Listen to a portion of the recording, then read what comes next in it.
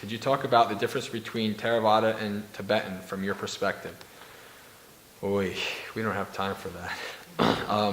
How do you think about the different views regarding their Dhamma? Just in short, I'll say that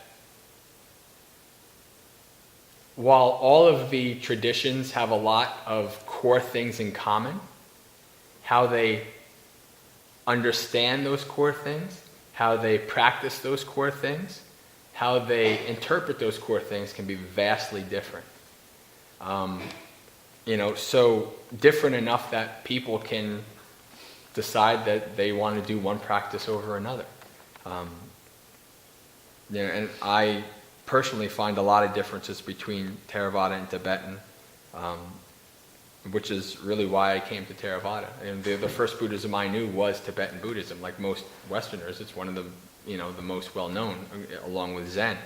But a lot of stuff I found in what I saw in Tibetan Buddhism, I didn't care for. And so I went to Theravada. Now the irony of it was, a lot of the stuff I didn't care for in Tibetan, I also found in Theravada. So I was like, oh, Tibet. And then I was like, oh man, it's here too?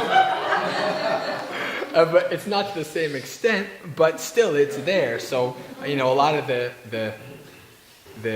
conceit that I had regarding that was, but it can be very different. So, I don't really, and there's a lot of stuff in Tibet and a lot of stuff I don't know a lot about. Like for, in engaging with Buddhists on the internet, like I start hearing empowerments and this, and I'm like, well, what's an empowerment? And what are all these things? I don't know what's going on with this. So there's a lot of stuff about Tibetan Buddhism I can't really talk to because I don't know about. And doing so, it's kind of not right because I don't know. Theravada seems to claim that to teach only what the Buddha taught.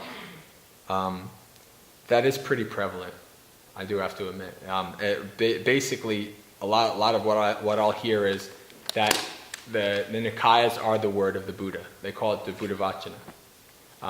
I can't say that they're the word of the Buddha, but like I think I said last time, it's the closest we're going to get. But there's parts of, in Mahayana they say, oh, this is the Hinayana. These Theravadins, they only care about themselves. And then there's the Theravada people that say, all this stuff came later and was written by people. That's not what the Buddha said. So both sides have these people who are very degrading and negative to the other side. For me, I found that Theravada was the best. And in the beginning, I believed Theravada was the best. Now I believe Theravada is still the best for me. And people practice whatever is best for them.